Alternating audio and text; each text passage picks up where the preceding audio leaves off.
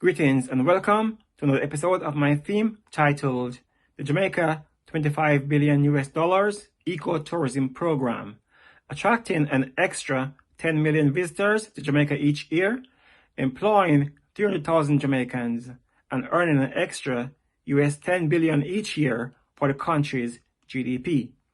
Today's topic is how US $1 trillion could flow into Jamaica if it develops the right sets of infrastructures.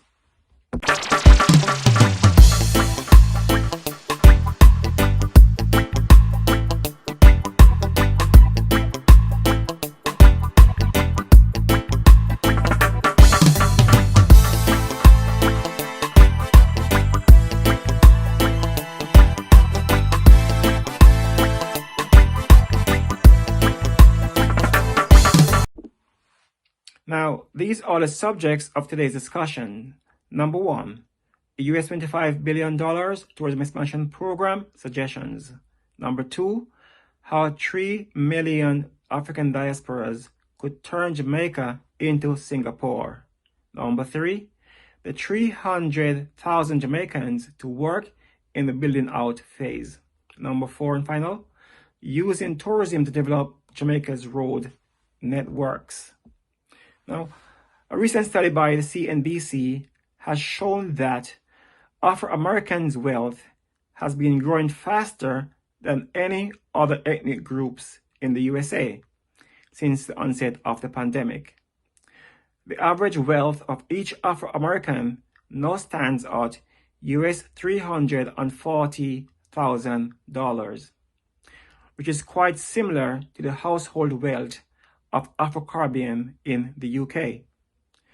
There has been a trickle of Afro-Americans migrating to Jamaica in recent years. Should Jamaica manage to sort itself out, this trickle could become a flood of Afro-American resettling in Jamaica. Jamaica could easily accommodate 3 million Jamaican and African diasporas. A Jamaican population of 6 million people would put Jamaica on par with Singapore's population size of 6 million people.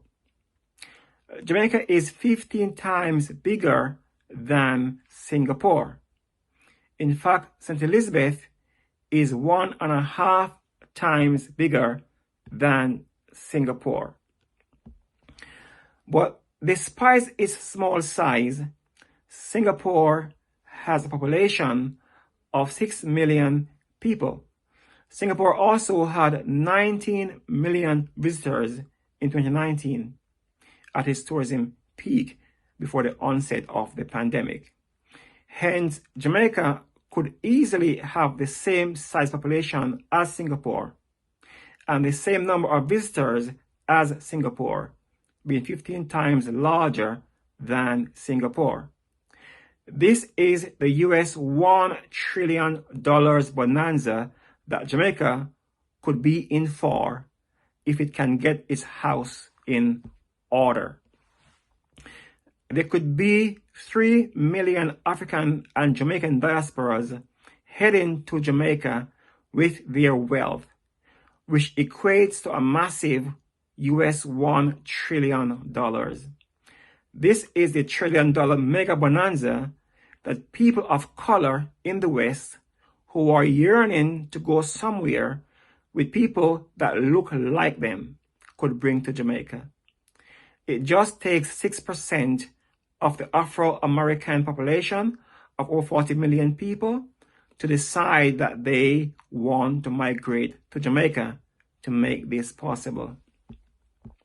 As a diaspora myself, who works among many African diasporas from time to time, I know that they love Jamaica very much, and many want to visit Jamaica, but they would want to have the freedom to move around.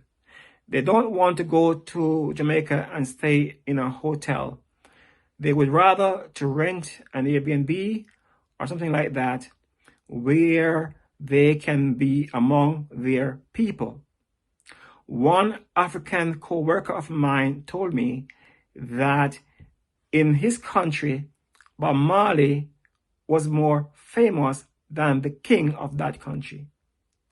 So lots of Africans want to visit and experience the country where Bob Marley is from. This is why the US $25 billion tourism expansion program that I am suggesting to the government of Jamaica is meant to develop all Jamaica equitably. It is not just meant to cram more visitors into the already congested areas of Montego Bay, Ocho Rios, and Negril, etc. The Minister of Tourism seems to have this attitude that rural parishes in Jamaica cannot accommodate the visitors. However, what the tourism ministry needs to start doing is to use the tourism dollar to develop other areas of Jamaica so that they can start accommodating visitors as well. Hence, of the above mentioned US $25 billion program, then US $2 billion should be invested in each of the 10 least developed parishes. That is 8,000 hotel rooms for each of those 10 parishes. See my earlier videos on the cost breakdown for each hotel. Bear in mind that the building out phase of the large all-inclusive hotels would take up 5 years to complete after the hotel franchises are given out. Hence, the government would have enough time to put in all necessary infrastructures in place to accommodate the visitors. The government would have enough time to put in the proper roads and healthcare facilities, police stations and hospitals if needed in those parishes, etc.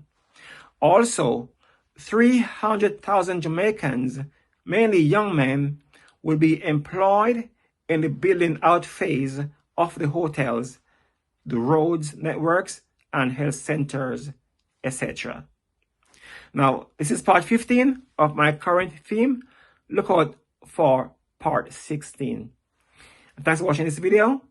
To support this channel, please click on the subscribe button, share this video, and leave your comments below. God bless you, God bless the Jamaican Parliament, and God bless Jamaica. Until my next video, peace.